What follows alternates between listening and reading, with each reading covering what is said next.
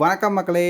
இப்போ நீங்கள் பார்த்துட்டு இருக்க இந்த மாதிரியான இமேஜ் வந்து பார்த்திங்க அப்படின்னா இப்போ இன்ஸ்டாகிராமில் செம்மையாக வைரல் ஆகிட்டு இருக்கு. ஸோ இதை நிறைய பேர் கிரியேட் பண்ணி போட்டிருக்காங்க. அதே மாதிரி நீங்களும் உங்களோட ஃப்ரெண்ட்ஸ் கூடயோ இல்லை உங்களோட பார்ட்னர் கூடயோ வந்து கிரியேட் பண்ணணும்னு நினைக்கிறீங்க அப்படின்னா அதை எப்படி கிரியேட் பண்ணலாம் அப்படின்றத நான் சொல்கிறேன். ஸோ தெளிவாக கேட்டுக்கோங்க. ஃபர்ஸ்ட் கூகுள் ஜெமினி ஓப்பன் பண்ணிட்டு உங்களோட ஃபோட்டோ உங்களோட ஃப்ரெண்டோட ஃபோட்டோ வந்து அப்லோட் பண்ணிவிட்டு நான் கொடுக்குற இந்த ப்ராம்ப்ட்டில் ஃபஸ்ட்டாக இருக்க இந்த ப்ராம்ப்ட்டை ஜஸ்ட் காப்பி பண்ணிவிட்டு வந்து கூகுள் ஜெமினியில் வந்து பேஸ்ட் பண்ணிவிட்டு சென்ட் பண்ணிடுங்க.